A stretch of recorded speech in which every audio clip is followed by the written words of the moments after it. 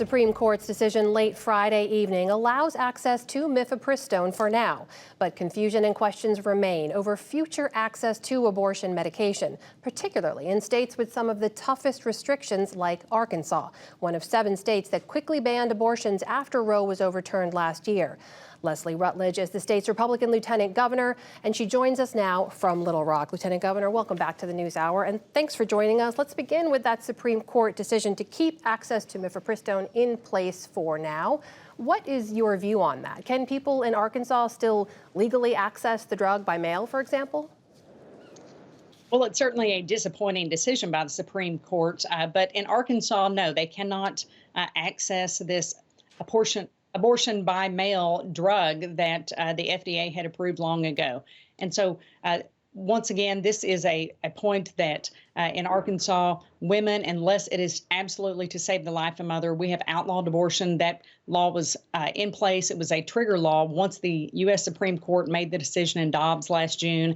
As Attorney General last June, I certified that law that the Supreme Court had in fact overturned Roe versus Wade, and our trigger law, Act 180, went into effect outlawing abortions in Arkansas. We've saved countless lives in the last year.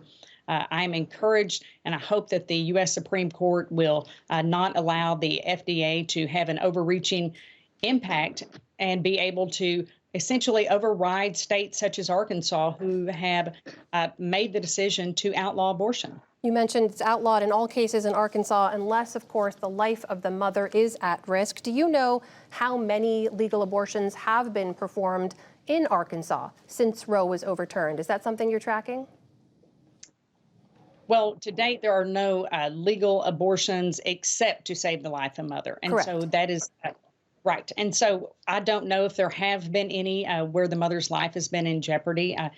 But it's something that, we certainly hope that the life of the mother and the baby are always saved. And that's why we fought so hard. Let me ask you about this, because we have seen numbers from some neighboring states where abortion access has remained legal going up, Kansas and Illinois in particular, near to your state. One clinic in Illinois said last fall they had about 3 to 5 people with appointments every day coming from Arkansas. So some critics will look at your ban and say you're not actually ending abortion access, you're just forcing people to spend thousands of dollars, travel hundreds of miles to get abortions in other states. What do you say to that? Well, I would hope that the leaders in Illinois would pass the same sort of laws that Arkansas has, and I would encourage them to do so to protect those innocent lives of the unborn. That these individuals, these women, are making the decision to travel and to spend money in order to take the life of an innocent baby is a decision that that mother may make and is going to have to live with for the rest of her life.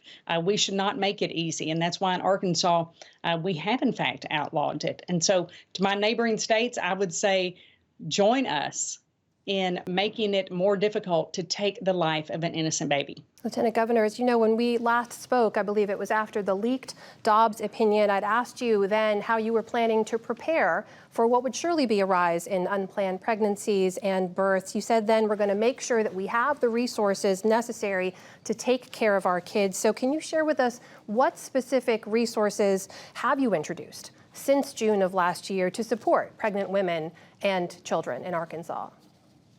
Well, since that decision, we have a new governor, Governor Sarah Huckabee Sanders, and a Republican legislature that passed numerous laws this year in order to protect women and children. We have a very active pro-life pregnancy centers in the state of Arkansas that we support and encourage women to have access to those pro-life pregnancy centers.